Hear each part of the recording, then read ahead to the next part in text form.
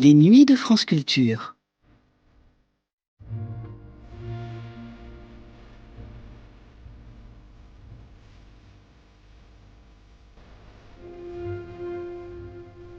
Les nuits de France Culture, un patrimoine radiophonique.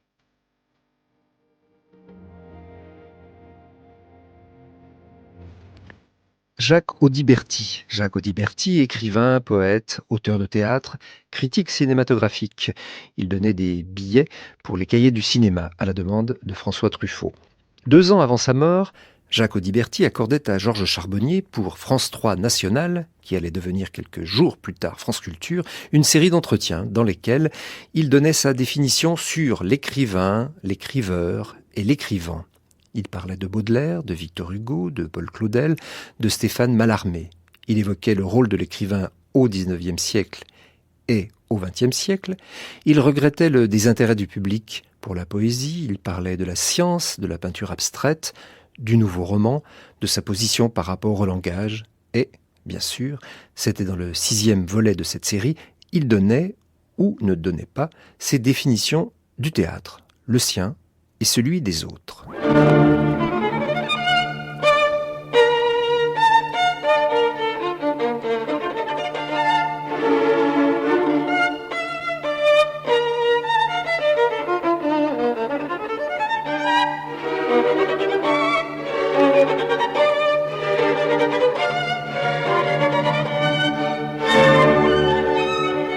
La RTF présente Entretien avec Jacques Audiberti, une émission de Georges Charbonnier, assistante de réalisation Nicole Guesveller. Aujourd'hui, théâtre ou non?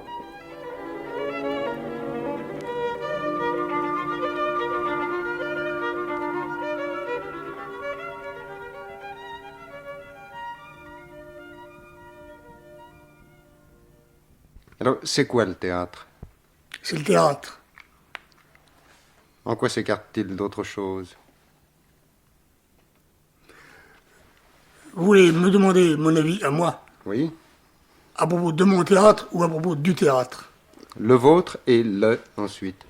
S'il y a vraiment une matière où je me sens peu capable d'émettre une théorie, c'est vraiment le théâtre, ce qui touche au théâtre.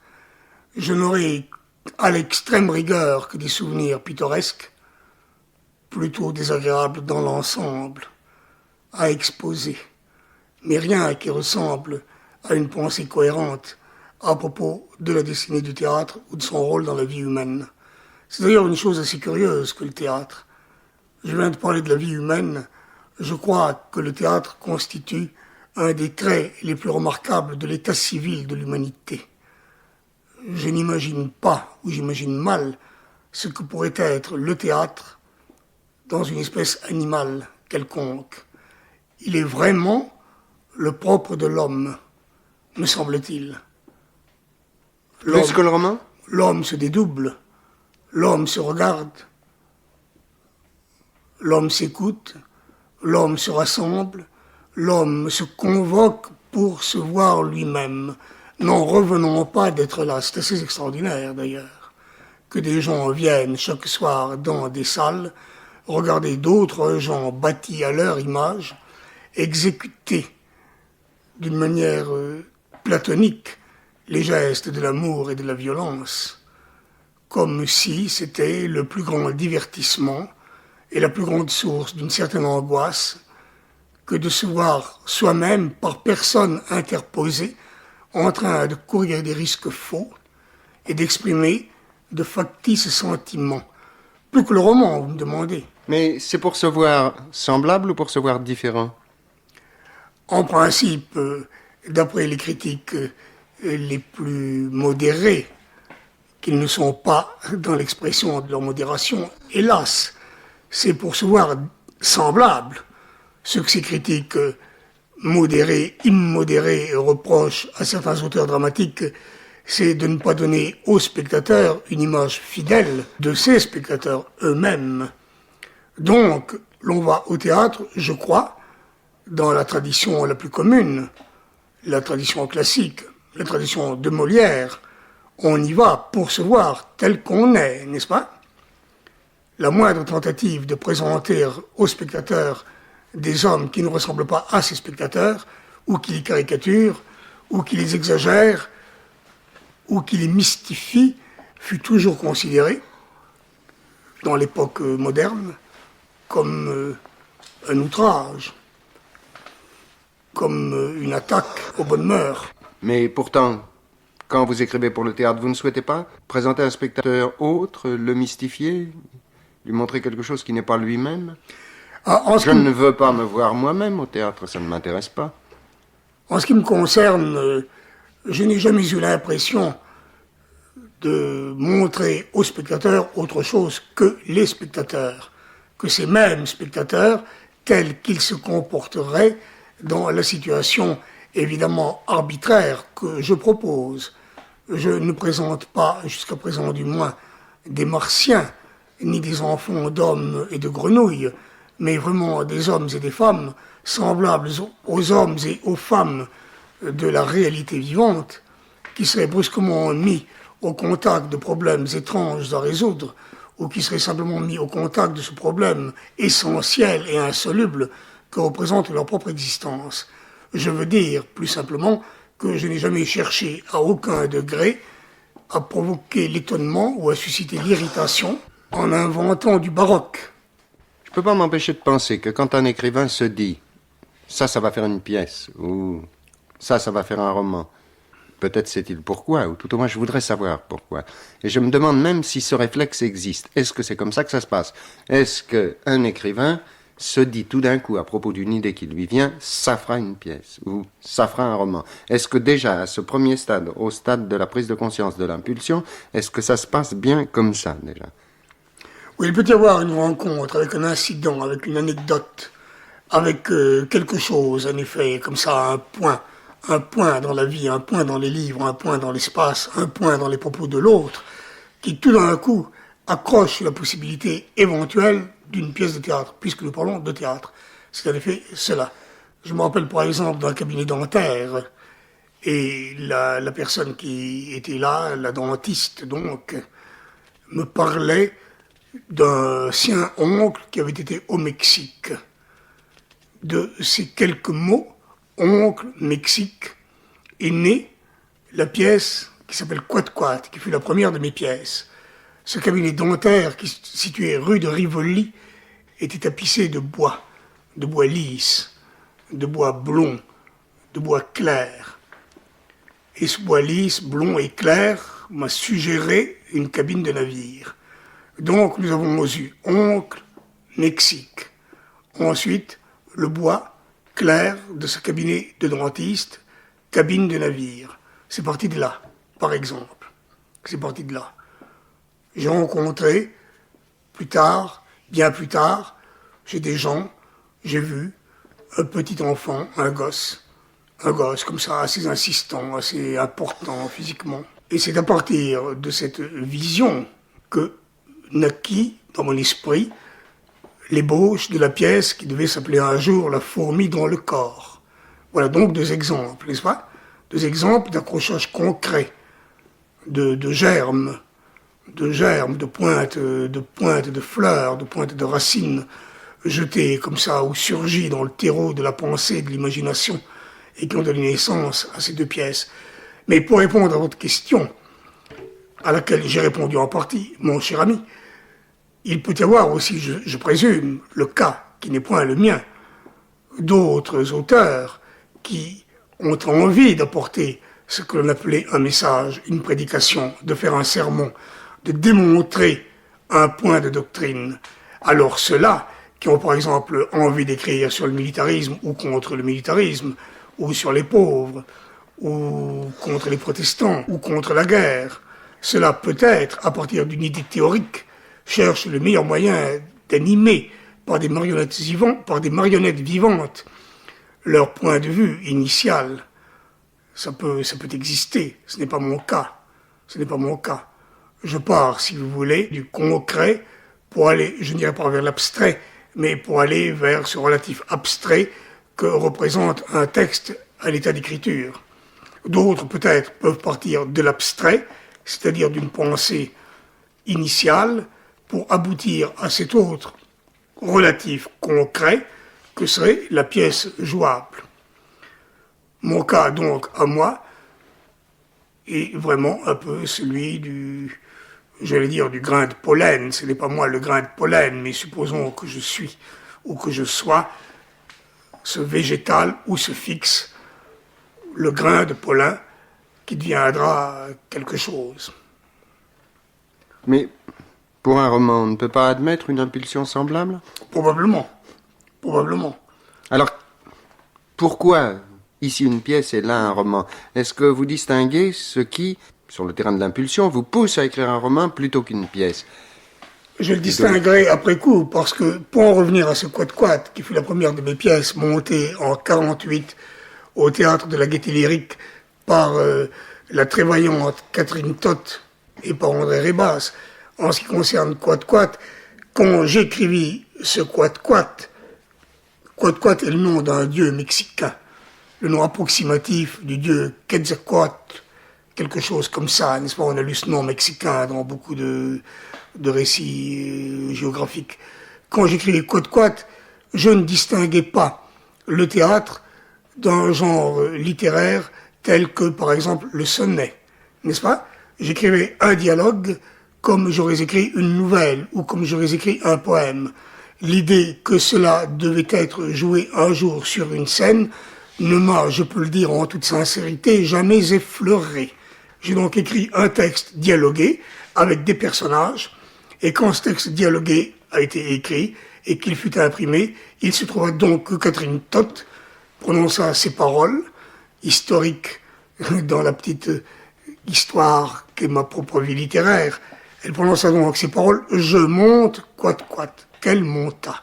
Elle a monté Quad-Quad. Mais ce Quad-Quad n'avait pas été écrit pour être monté.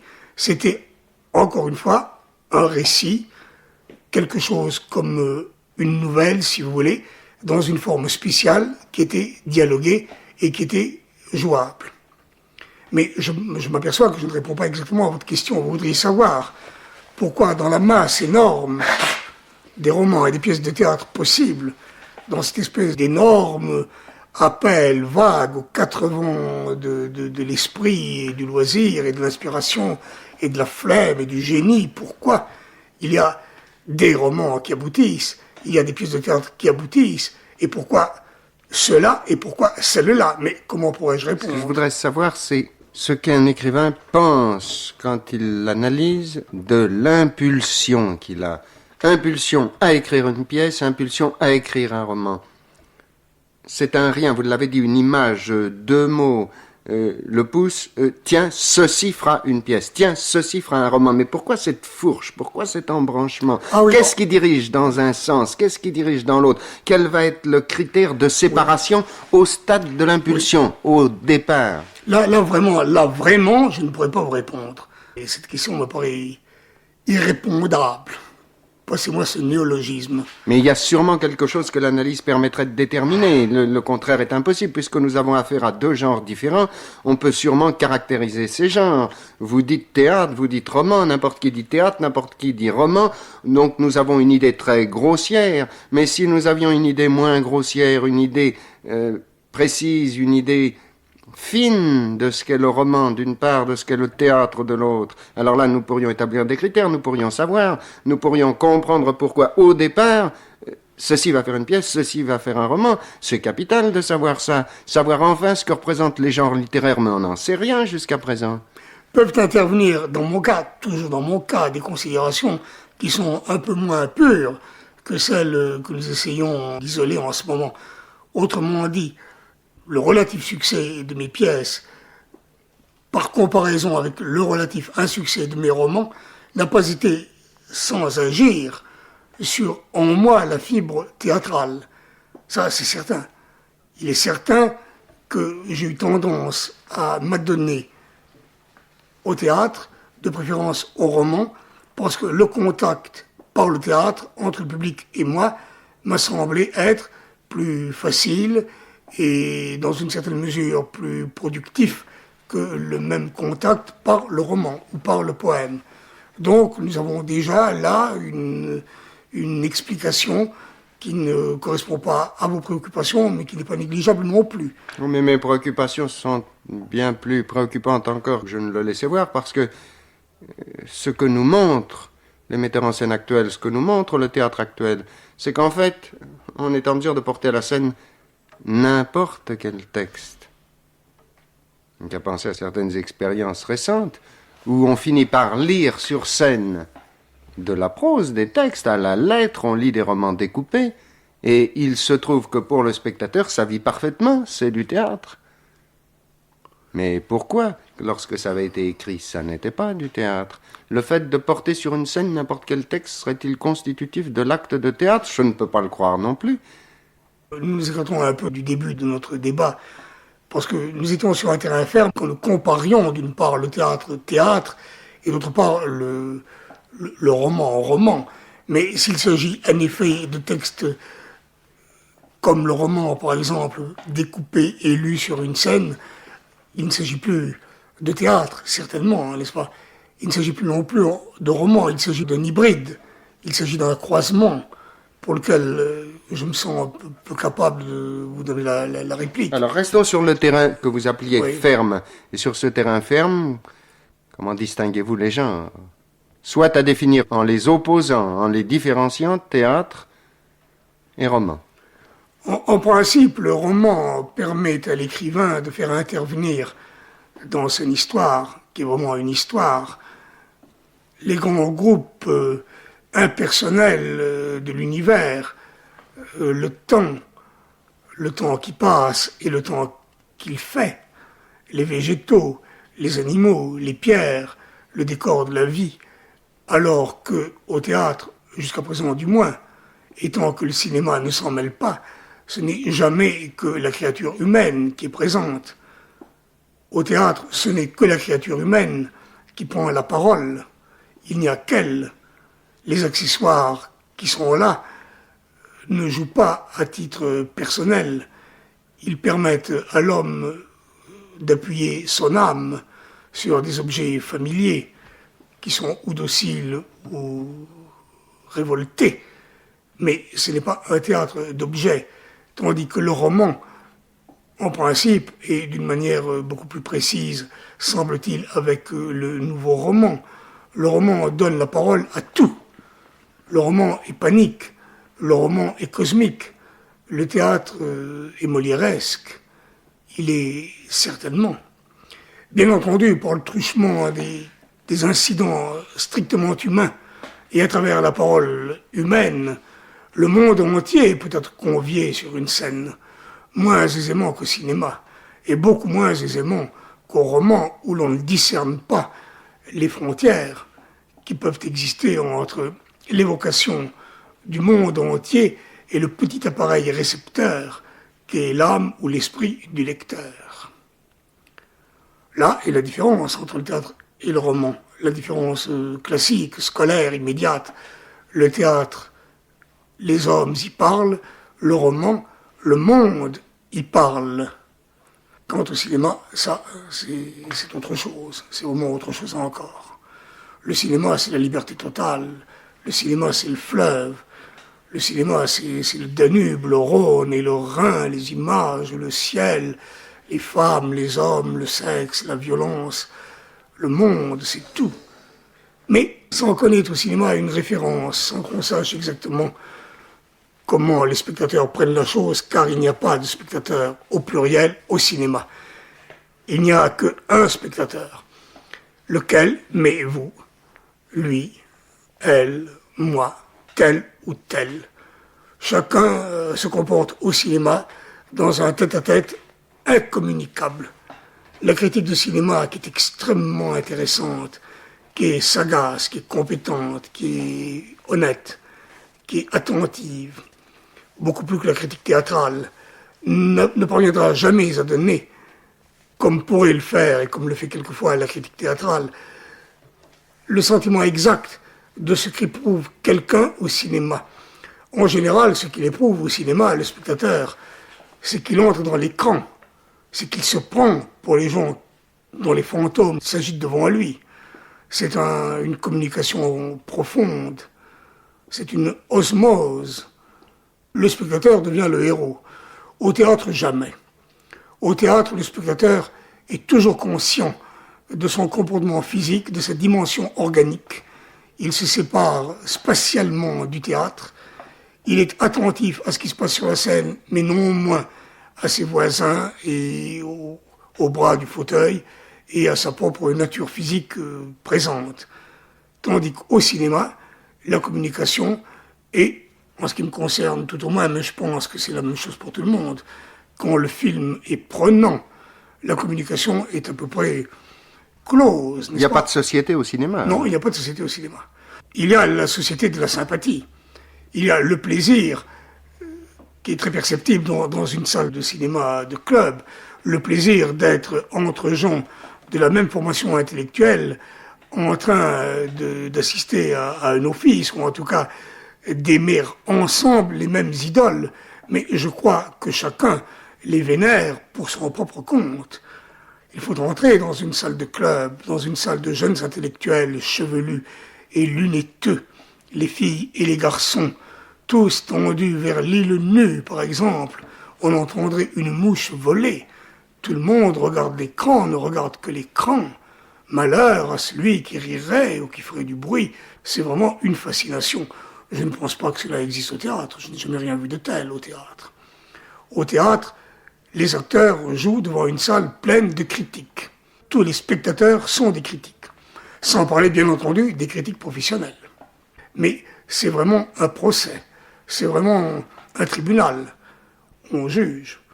On juge aussi au cinéma, mais je ne pense pas que les gens dans la salle viennent vraiment au cinéma pour juger. Ils viennent pour s'amuser. Ils viennent pour être heureux. Au théâtre, pas exactement. Ils viennent vraiment pour juger. S'ils passent sur le marché, ils ont du plaisir, tant mieux. Enfin, ce n'est pas l'objet absolu de leur déplacement théâtral. Mais il s'agissait de savoir pourquoi roman. Tout cela ne me dit pas théâtre. pourquoi, dans le fauteuil d'un dentiste, quand vous pensez Mexique, c'est le théâtre qui va montrer ce Mexique. Pourquoi pas un roman? Est-ce que les mêmes éléments ne pouvaient pas donner un roman? Il pouvait, oui, il pouvait. Alors pourquoi avez-vous pensé Oui, pièce? ça- Il y a sûrement une raison majeure. Objection majeure. Il faut des raisons. Désolé. Il faut qu'elles existent. Pas de raison. Si elles existent, je ne les connais pas. En effet, ça aurait pu démarrer sur un roman. Ça aurait dû d'ailleurs démarrer sur un roman. Bien plus intéressant serait-il de me demander pourquoi, à ce moment de ma vie, j'étais aspiré par le trou du souffleur. Car, en effet, je pouvais faire un roman. Pourquoi ai-je fait un théâtre? Parce que les fées qui président à la destinée pensaient que le moment était venu. Réponse faible, évidemment, je le sens. Honnêtement, vous n'entendiez pas écrire une pièce? Vous n'entendiez écrire qu'un dialogue? Qu'un dialogue, oui, qu'un dialogue, ça c'est vrai. Vous n'aviez pas l'arrière-pensée? Non, non. Une telle la jouera? Non, pas du tout. Pas du tout. Aucune pensée de ce genre.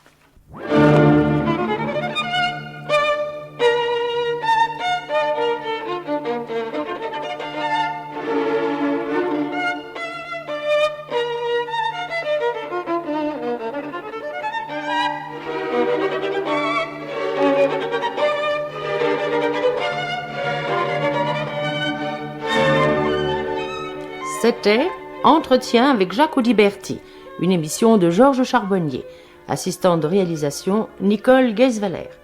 Aujourd'hui, théâtre ou non?